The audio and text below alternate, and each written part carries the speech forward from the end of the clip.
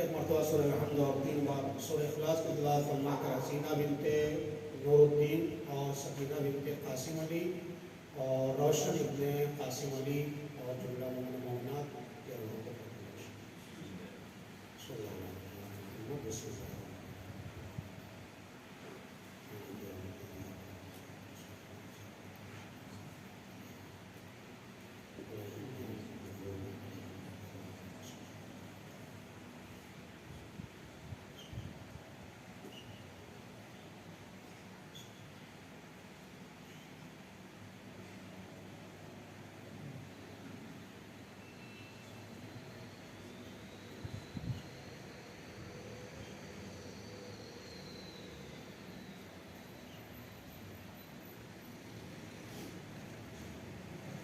لا حول ولا قوة إلا بالله العلي العظيم۔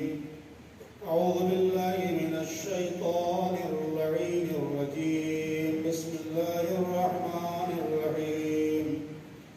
الحمد لله رب العالمين، والصلاة والسلام على أشرف الأنبياء والمرسلين، سيدنا وشفيعنا وطبيب نفوسنا ومولانا أبي القاسم محمد، اللهم صل على محمد وآل محمد وعلى آل بيته الطيبين الطاهرين المعصومين المظلومين المنتخبين المنتجبين الغر الميامين، ولعنة الله على أعدائهم أجمعين۔ إلهي بحق الحسين الشهيد رب اشرح لي صدري ويسر لي أمري واحلل عقدة من لساني يفقهوا قولي، أما بعد فقد قالت فاطمة الزهراء سلام الله عليها: حبب إليكم من دنياكم ثلاث: تلاوة كتاب الله، النظر في وجه رسول الله، والإنفاق في سبيل الله۔ صلوات محمد محمد وعلى محمد صل على محمد وآل محمد۔ فیضان محترم معزز سامعین کرام، صاحبان مجالس ایمان، شاید ہمارے اس سلسلے کی اور جو موضوع دیا گیا ہے اس موضوع پر گفتگو کرنے کی آخری مجلس ہو، لہذا جو وقت ہے اس کے اندر اپنے اس موضوع کو سمیٹنا ہے انشاءاللہ، اور یہ بہترین ہدیہ اور تحفہ ہمارے مردگان کے لیے، مرحومین کے لیے قرار پائے۔ بی بی زہرا کے اس نورانی کلمات سے اپنے اس ٹاپک کے لیے ربط دینے کی کوشش کی ہے۔ آپ حضرات امام کے ظہور کے لیے بلند آواز سے پہلے صلوات پڑھ دیں۔ اللہم صلی علی محمد وآل محمد وعجل فرجہ۔ اور روحانیت اور معنویت کو حاصل کرنے کے لیے، اپنے دل کو پاکیزہ بنانے کے لیے اور دل کو نور ایمان سے منور کرنے کے لیے بی بی کے یہ نورانی کلمات ہیں۔ فرمایا: حبب الی من دنیاکم ثلاث، تمہاری اس مادی دنیا میں جہاں ہم لوگ زندگی گزار رہے ہیں، بی بی کہتی ہیں مجھے 3 باتیں بہت زیادہ پسند ہیں۔ پہلی بات، تلاوت کتاب اللہ، قرآن کریم کی تلاوت کرنا مجھے بہت زیادہ پسند ہے۔ قرأت کرنے کی بات نہیں کہی بی بی نے، قرآن مجید کی قرأت کرنا مجھے پسند ہے یہ نہیں کہا، تلاوت قرآن۔ اس کا مطلب یہ ہے کہ قرأت اور ہے اور تلاوت اور ہے۔ دوسری چیز جو بی بی کو پسند ہے، النظر فی وجہ رسول اللہ، اپنے بابا رسول اکرم حضرت محمد مصطفیٰ صلی اللہ علیہ وسلم ان کے چہرے کی طرف دیکھنا یہ مجھے بہت پسند ہے۔ آج تو ہمارے سامنے رسول نہیں ہے، میں طاہرین نہیں ہے، ان کے چہرے کو کیسے دیکھ سکتے ہیں؟ تو ظاہراً ہم نہیں دیکھ سکتے ہیں، لیکن جو لوگ زیارت کے اوپر جاتے ہیں، قریب سے روضہ مبارک کی زیارت کرتے ہیں، یقیناً ان کو وہی ثواب ملے گا جو صدیقہ طاہرہ بتانا چاہتی ہے۔ تیسری بات، وَالْإِنْفَاقُ فِي سَبِيلِ اللَّهِ، اور اللہ کے راستے میں خرچ کرنا، تقسیم کرنا، لوگوں کی ہیلپ کرنا، پیسے سے مدد کرنا، دوسری چیزوں سے مدد کرنا، انفاق کرنا بیوی کو بہت زیادہ پسند ہے۔ اگر ہم چاہتے ہیں ہماری معنویت میں اور ہماری روحانیت میں اضافہ ہو جائے تو ہمیں بیوی کے اس نسخے پر عمل کرنا پڑے گا۔ کیوں؟ اس لیے کہ تلاوت قرآن ہمارے دل کو منور کرتا ہے، تلاوت قرآن ہمارے وجود کو نورانی کرتا ہے، تلاوت قرآن ہماری عقل میں بالغی اور تازگی عطا کرتا ہے۔ یہ تلاوت ایک ایسی چیز ہے جس کے کرنے کے بعد صرف ثواب کی بات نہیں ہے، ایک بڑا فائدہ جو قرآن نے فرمایا ہے وہ کیا ہوگا؟ الفرقان، تمہیں فرقان ملے گا۔ فرقان کسے کہتے ہیں؟ حق و باطل کے درمیان تمہیں پہچاننے کا طریقہ معلوم ہو جائے گا، یہ حق کہاں ہے، باطل کہاں ہے۔ اس کا پہچاننا بھی سب کے لیے ممکن نہیں ہے، جہاں پر تلاوت قرآن ہوگی وہی لوگ پہچان سکتے ہیں۔ تلاوت قرآن سے مراد کیا ہے؟ توجہ چاہتا ہوں، تلاوت قرآن قرأت سے فرق کرتا ہے۔ تلاوت کا مطلب ہوتا ہے کہ قرآن کو پڑھنا، قرآن کے معنی کو سمجھنا اور اس کے مطابق ان کے مصداق جو جس کی شان میں یہ آیت نازل ہوئی ہے ان کے اوپر اعتقاد رکھنا اور اس کے بعد اس کے اوپر عمل کرنا۔ ورنہ بہت سارے قرآن کی قرأت کرنے والے لوگ ہیں، لیکن قرآن میں کیا کہا گیا ہے قرآن کے لیے؟ ان کے حدیث میں رُبَّ تَالِ الْقُرْآنِ وَالْقُرْآنُ يَلْعَنُ، بہت سے قرآن پڑھنے والے ایسے ہیں کہ جو قرآن جتنی اسپیڈ سے پڑھتے ہیں اتنی اسپیڈ سے اللہ ان پر لعنت بھیجتا ہے، اتنی اسپیڈ سے ان پر لعنت آتی ہے۔ کیوں؟ وہ پڑھتے تو ہیں کہ وَلَعْنَةُ اللَّهِ عَلَى الْكَاذِبِينَ، جھوٹوں پر اللہ کی لعنت ہو، لیکن خود جھوٹ بولتے ہیں، تو یہ لعنت کہاں جائے گی؟ بہت توجہ چاہتا ہوں۔ ہمیں اگر اپنی معنویت کو بڑھانا ہے تو چند واقعات میں توجہ فرمائیں۔ ابو ہاشم جعفری کا نام سنا ہوگا آپ نے، 10ویں امام کے چاہنے والے، 11ویں امام علیہ السلام کے چاہنے والے، آئے مولا کے پاس، چاہا کہ کچھ مانگے، مولا سے کچھ طلب کریں۔ بہت توجہ چاہتا ہوں۔ تو مولا سمجھ گئے کہ یہ میرے پاس کچھ مانگنے کے لیے آیا ہے۔ جب مانگنے کے لیے آیا تو اس کے معنویت کے اضافے کے لیے امام نے کیا کہا کہ اس کی روح تازہ ہو جائے؟ فرمایا کہ رزق اللہ، اللہ نے تمہیں رزق دیا ہے تو تمہیں کیا کرنا چاہیے؟ اللہ نے جب تمہیں رزق دیا ہے تو اس رزق کے ذریعے حرم اللہ علی النار، اللہ نے جہنم کی آگ کو تم پر حرام کر دیا ہے۔ یہ نہیں تم سوچتے ہو؟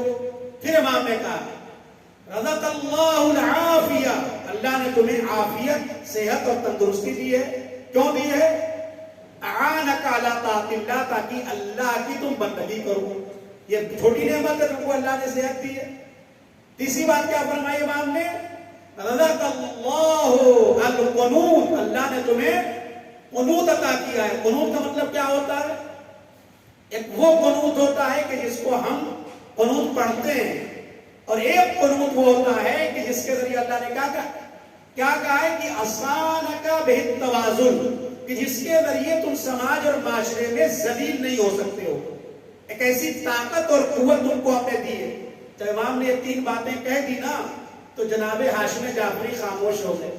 کہا اللہ نے مجھے رزق دیا، اللہ نے مجھے عافیت دی، اللہ نے مجھے قنوت دیا، اتنی نعمتیں دے دی، تو اب مجھے کیا مانگنے کی ضرورت ہے؟ امام کہنا چاہتے تھے اگر ان سب کی قدر و قیمت کو سمجھ لو تو تمہاری روح تازہ ہو جائے گی۔ ایک صلوات پڑھنے والے محمد اللہم صلی علی محمد وآل محمد۔ اب یہاں پہ سوال ہے، 3 چیزوں کا ذکر ہے جو ہماری روح اور اسپرٹ کو ہماری آگے بڑھاتی ہے۔ وہ کیا ہے؟ ایک تلاوت قرآن ہے حدیث میں، دوسری کیا ہے نماز ہے، تیسری چیز کیا ہے دعا۔ تاریخ میں ایسے ایسے لوگ گزرے ہیں، معصوم کی بات نہیں کر رہا ہوں، آپ نے شیراز کے رہنے والے آقا ہاشمی کا نام سنا ہوگا، یہ رمضان المبارک میں نماز شب میں 29 دن 29 ڈیز یا 30 ڈیز کیا کرتے تھے؟ نماز شب کے قنوت میں دعائے ابو حمزہ صومالی پڑھتے تھے۔ کتنے منٹ لگتے تھے؟ گھنٹے، 3 گھنٹہ لگتا تھا۔ آقا ہاشمی آپ دیکھتے رہیں کہ قبر پہ آج بھی لوگ جاتے ہیں اور کرامتیں شادی ہوتی، 3 گھنٹہ لگاتار صرف نماز شب کا قنوت پڑھتے تھے۔ ایسی نہیں معنویت ملتی ہے، اسپرٹ آتی ہے بھائی، جلدی جلدی آپ کے سامنے عرض کرنا چاہتا ہوں۔ اور 3 گھنٹے میں 1 منٹ بھی یہ اشک نہیں رکتا تھا، آنسو نہیں رکتا تھا۔ بعض لوگوں کو میں نے خود حرم میں دیکھا ہے، مشاہدہ کیا ہے، میں اپنی آنکھوں سے دیکھے ہوں۔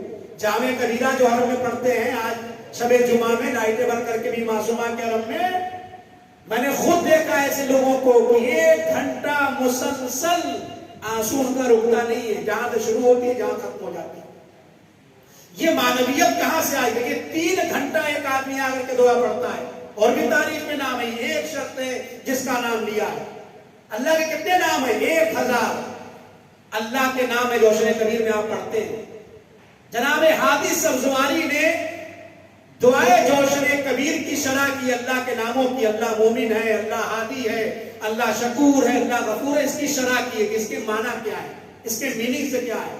اس کے مقدمے میں خود لکھتے ہیں کہ میں 2 نمازیں اگر پڑھتا ہوں ایک ساتھ، مستحبی نمازیں اگر 2 نمازیں میں پڑھتا ہوں تو پہلی نماز کے قنوت میں دعائے قمیل پڑھتا ہوں، اور دوسری نماز کے سجدے میں جا کر کے دعائے جوشن کبیر پڑھتا ہوں۔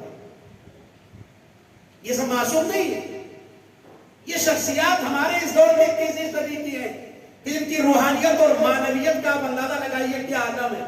ہادی سبزواری نماز کے قنوت میں، اسی لیے اب میں عرض کروں آپ کے سامنے، شاید یہ باتیں آپ کے لیے نہیں ہو، لیکن اگر کسی کو شک ہوگا تو مجھ سے ریفرنس لے لے گا، اصول کافی کی روایت ہے۔ آیا شخص امام کے پاس، کہا مولا یہ بتائیے 2 لوگ نماز پڑھ رہے ہیں، ایک نماز میں لمبے لمبے سورے پڑھتا ہے، لانگ سورے پڑھتا ہے، اور ایک نماز میں سورہ شارٹ پڑھتا ہے لیکن دعائیں زیادہ پڑھتا ہے نماز میں، قنوت اس کا لمبا ہوتا ہے، قنوت بہت طولانی ہوتا ہے، بہت توجہ چاہتا ہے۔ مولا کس کی نماز بہتر ہے؟ یہ سوال امام سے کیا گیا۔ امام نے کیا جواب دیا؟ کہا دونوں کی نماز اچھی ہے۔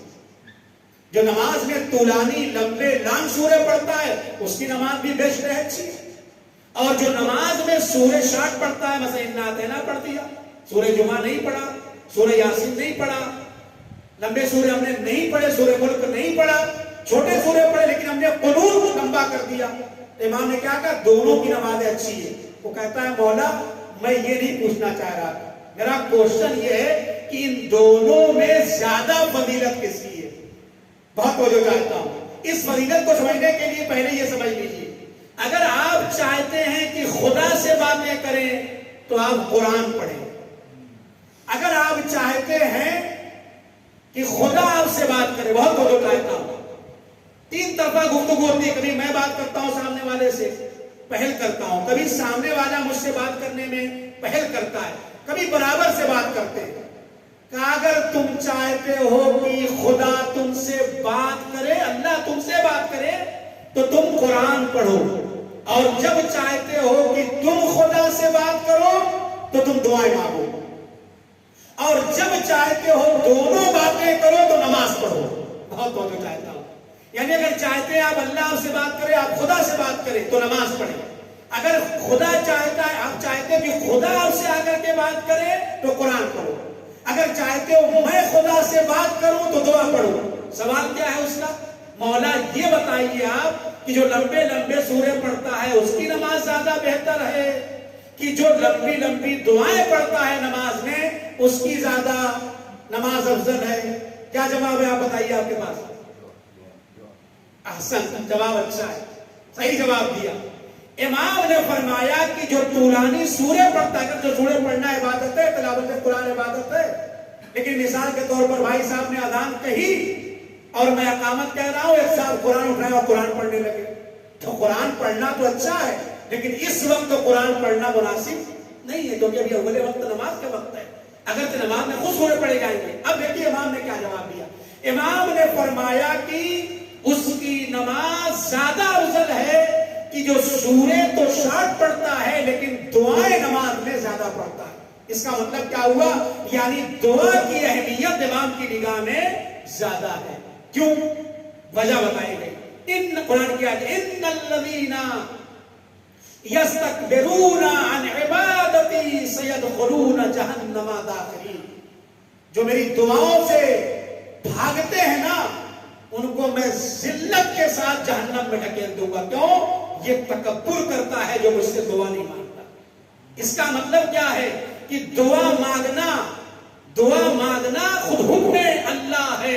لہذا جب دعا مانگے گا انسان تو اس میں اپنی نیاز اور نیڈ کو بیان کرے گا اور فقر محسوس کرے گا. فقر یعنی غربت اور پاورٹی. کہے گا تو غنی ہے اور میں فقیر ہوں. جب اس کا احساس ہوگا تو معنویت نکل کے سامنے آئے گی، روحانیت نکل کے سامنے آئے گی.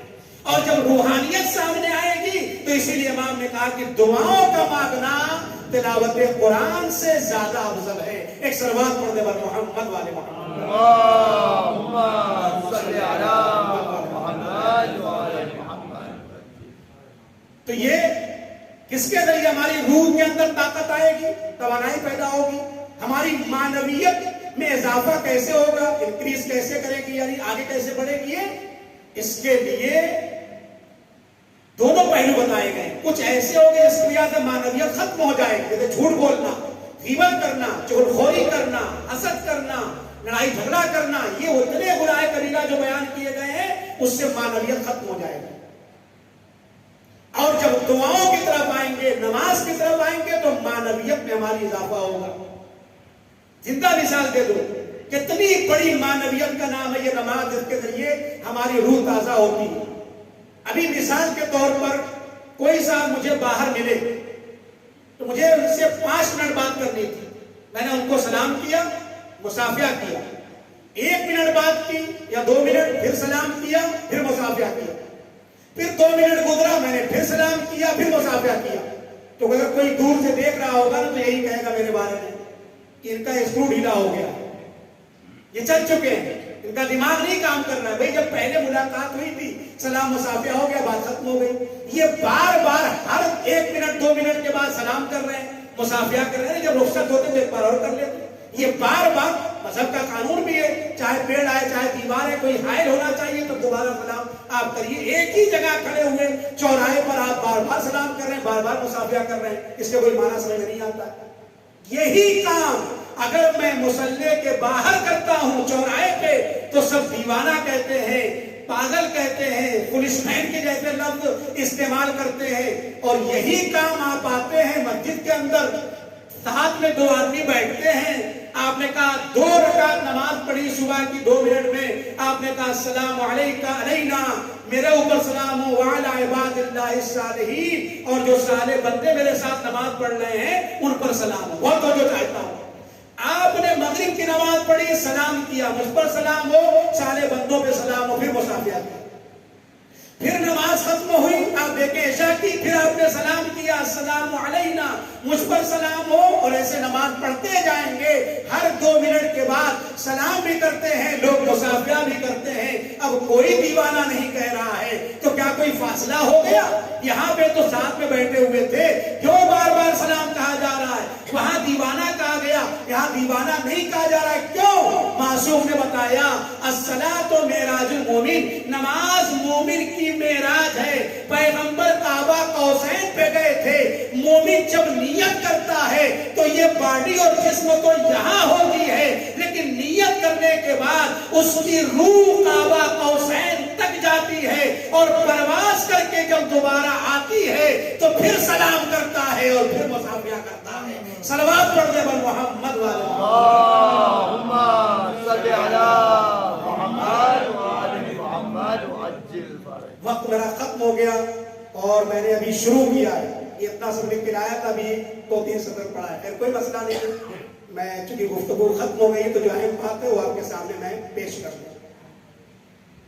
لہذا ابو ہاشم جعفری کا میں نے واقعہ نقل کیا ہے, آغائے ہاشمی شیرازی کا واقعہ نقل کیا. یہ دور حاضر کے یعنی 21ویں صدی کے لوگ ہیں جو نماز میں اس طریقے سے خلوص سے نمازیں پڑھتے ہیں. اسی سے ہمارے اندر تازگی پیدا ہو گئی. جو دعاؤں کا امام ہے امام سجاد علیہ السلام کہتے ہیں اے پروردگار اگر تو نے دعا کا حکم نہ دیا ہوتا تو میں کبھی دعا مانگ کر تیری مشیت میں مداخلت نہ کرتا. بہت توجہ چاہتا ہوں, بس آخری جملات مسائل کی طرف آ جاؤں گا.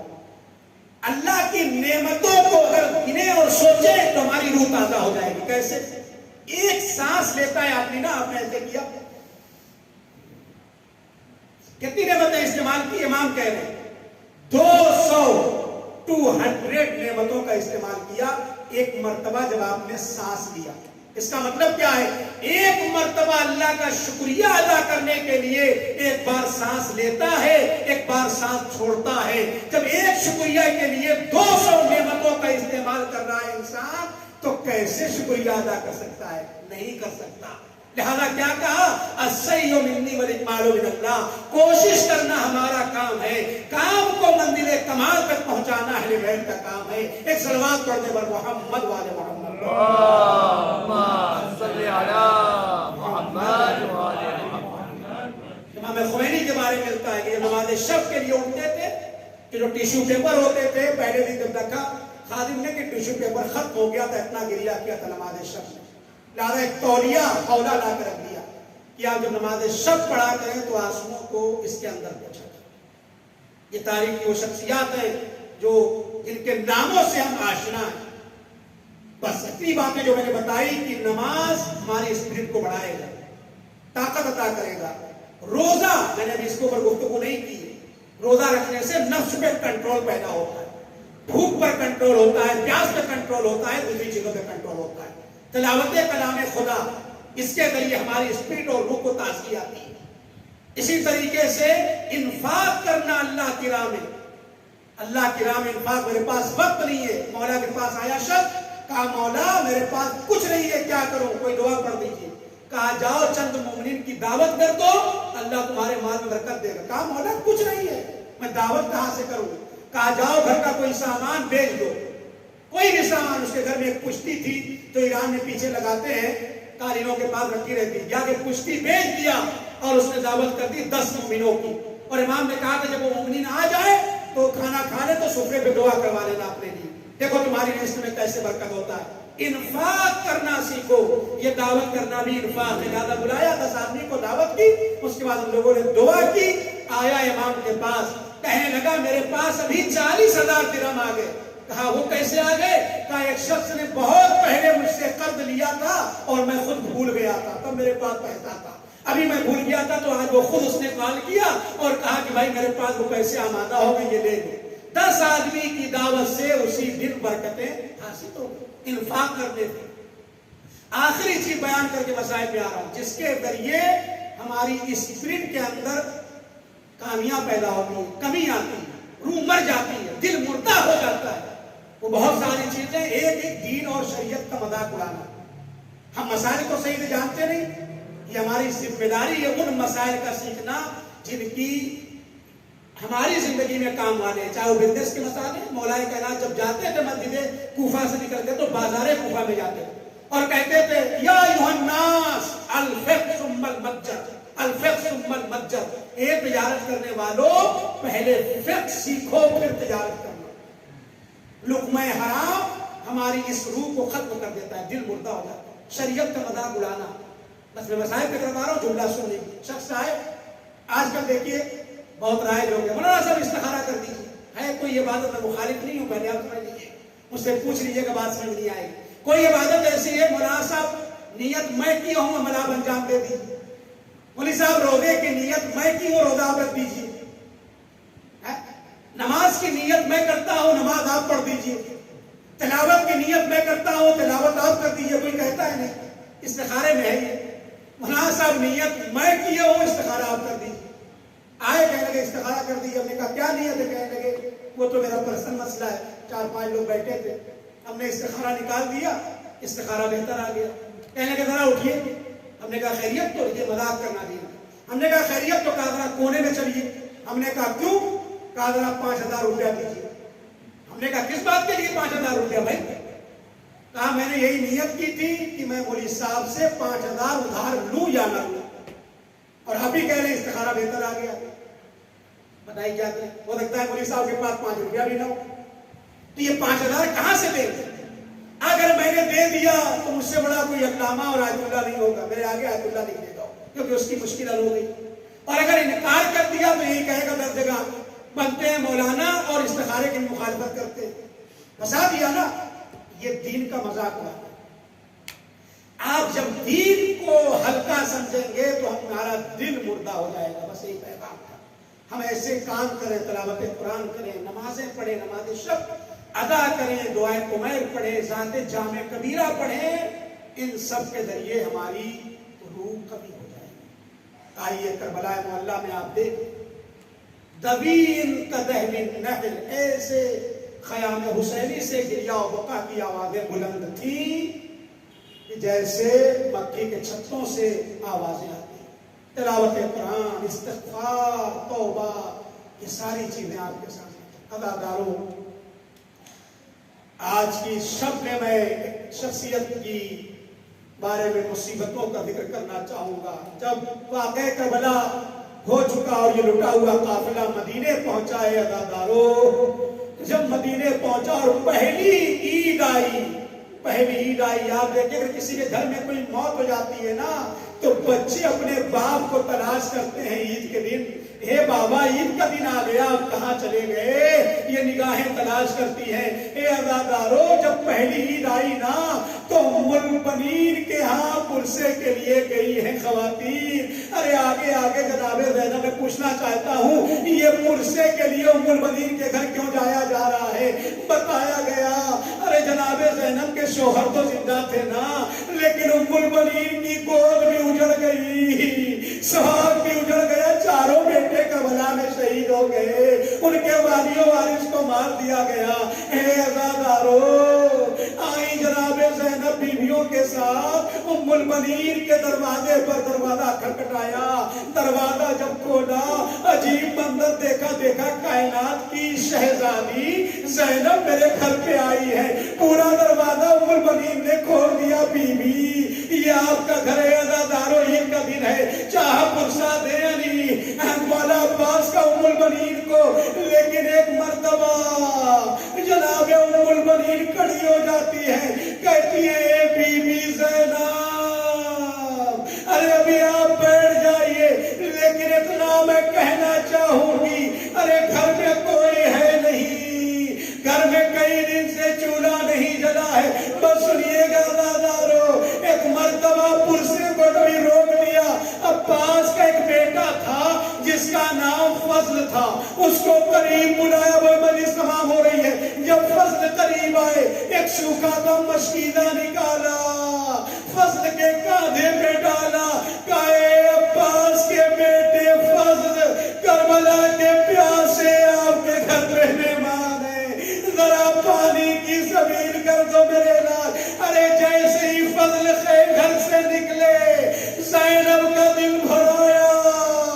ارے کربلا کا رک کر کے آواز دی, اے میرے غیرت دار بھیا پاک, ارے اگر تم پانی نہ پلا سکے, آ دیکھو تمہارا نام, ہم کربلا کے پیاسوں کو پانی پلا رہا ہے. اے بھیا تم شرمندہ نہ ہونا, اے بھیا تم شکستہ خاطر نہ ہونا. وَسَيَعْلَمُ الَّذِينَ ظَلَمُوا أَيَّ مُنقَلِبٍ يَنقَلِبُونَ. اِنَّا لِلَّهِ وَإِنَّا إِلَيْهِ رَاجِعُونَ. خدایا محمد والے محمد کا واسطہ اس قلیل عبادت کو قبول فرما. ان گنہگار آنکھوں سے نکلے ہوئے آنسوؤں کو رحمان سیدہ میں جگہ عنایت فرما.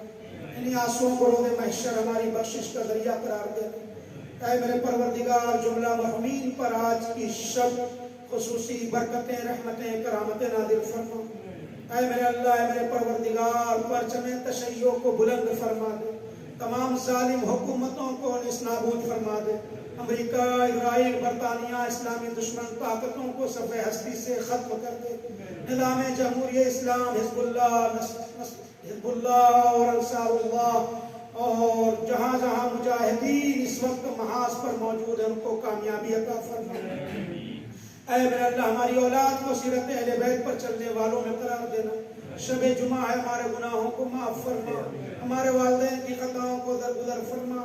اے میرے پروردگار، زمانہ پورا شوب ہے، امام زمانہ جل اللہ فرجہ شریف کے ظہور میں تعجیل فرما اور ہم سب ان کے آوان و انصار میں شمار فرما۔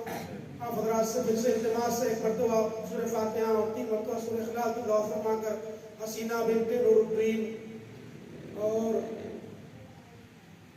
قاسم علی، سکینہ بنت قاسم علی اور روشن ابن قاسم علی اور اپنے اپنے مرحومین اور جملہ مومن و مومنات علی کی تاریخ میں جو اب تک بے گناہ شہید کیے جا چکے ہیں، ان تمام مرحومین کی ارواح کو بڑھ کر بخش دے۔ اللہم صلی علی محمد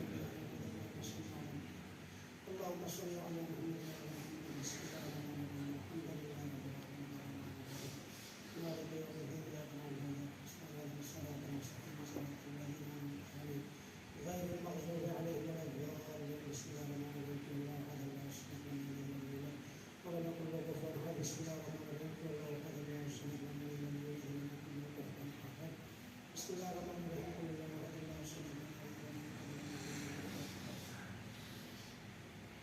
ان الله وملائكته يصلون على النبي يا ايها الذين